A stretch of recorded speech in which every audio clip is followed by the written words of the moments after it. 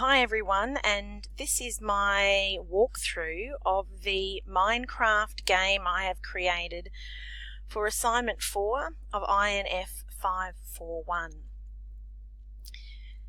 In this world, when students enter the world, they will spawn in this spot, and spawn is a Minecraft term for locate themselves when they arrive in the game. So when students enter the game, they'll pop up here and they'll have some information at their fingertips ready to go. So what I've got is I've got a few non-player characters, some NPCs, labelled as entrance as guide. So this is my entrance guide 1, and I've also got some signs throughout the game telling students what they need to be doing. So it's based on a very simple narrative for the children to complete all of the challenges and gain experience points along the way, and the guides will have a chat with them as they go through and give them instructions. So when students right click on a guide, it comes up with information for them. So here is the first bit of information that they're getting. So they need to get 2 things from the inventory, a camera and a portfolio, and I've already got those down in my inventory, as you can see along the bottom. So what will happen is students will enter in the world, and then they'll come through, and there is another entrance guide here which gives them some more information about what they need to do.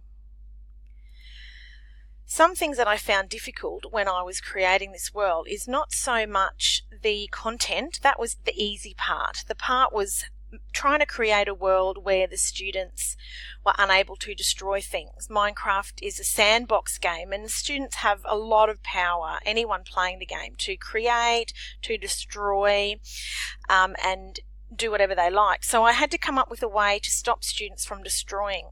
I trialled this game with one of my students in year 4, and the first thing he did was destroy an entrance guard, and once you've done that, all that information is gone for students. So I need to figure out a way to do that.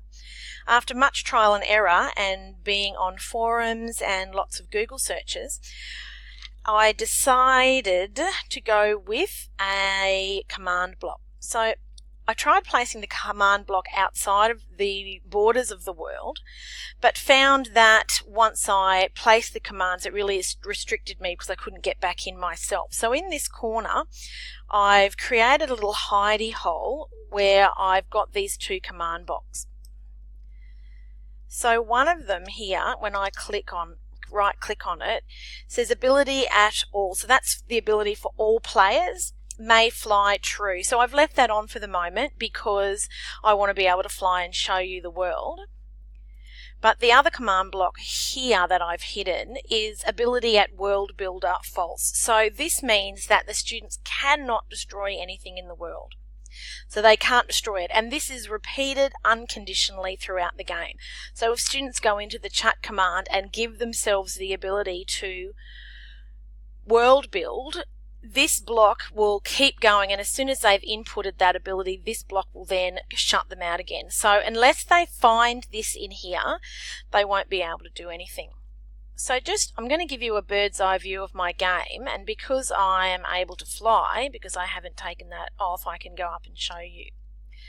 So this is the game Polygon Plateau. So it's basically a plateau full of polygons. So I start with this entrance building and this lovely grassy area, and that back corner over there is where I've hidden my command blocks, and students will go through this world. The very first gate they go through has got pressure plates where the students go through automatically, and once they go into the worlds they meet the entrance guides. So even though Minecraft is not a leveled game, so to speak, I've created levels within the game.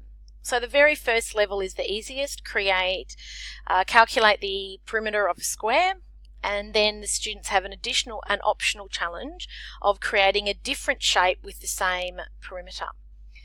Then the next one is also perimeter of a rectangle.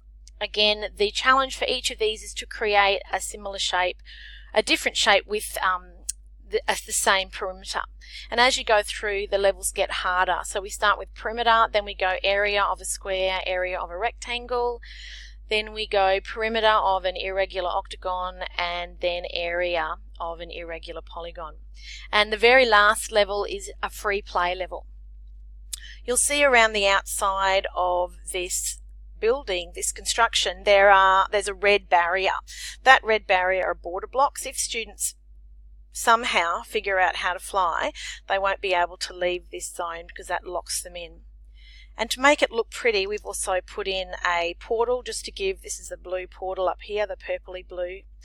The students, that's just to make it look nice and give some aesthetics to the game, but I've put this red border along the outside of that so students can't actually use the portal for what it's intended.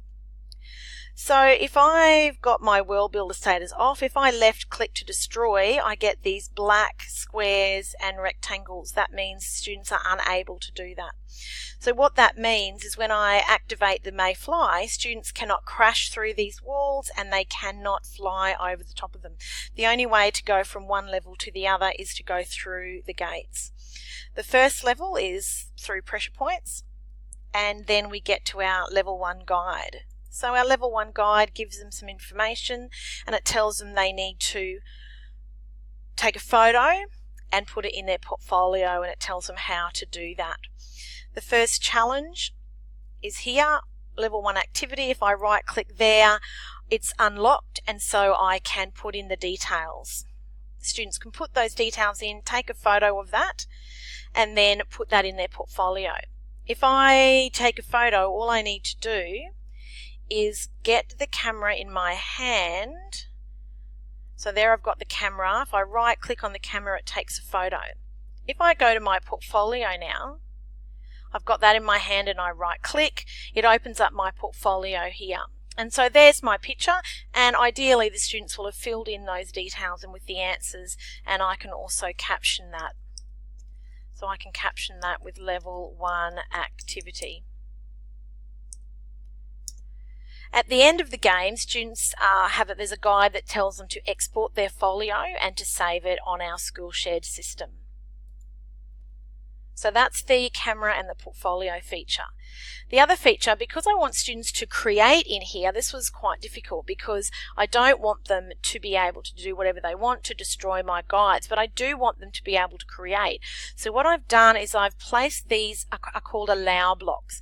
So if I try and go to my inventory and I want to get out a block, let's say I want to build with some construction blocks. I'll get out my construction block.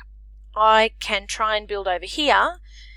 Oh, hang on, I've got my portfolio. If I try and build with my construction block, nothing works. But if I go over to this area here, I've replaced all of the grass with allow blocks. I can go onto here and I can build and I can destroy those. So the students are able to create what they need to, but only where I have allowed them to. There's also a deny block, and I could put that under everything I didn't want them to destroy, but I thought it was easier to give them a space to work in. When I get to the end of each level, there's no pressure plates for students to go through. If they want to go through, what they need to do is they need to answer a question. So each question is based on shape.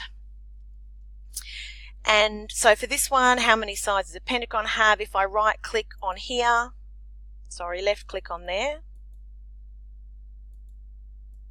right click on there, I can now go through. I've just got to make sure I click in the right spot. I can now go through to the next level. And so I go through every single level with increasingly difficult challenges for them. And that's my world. Thank you very much.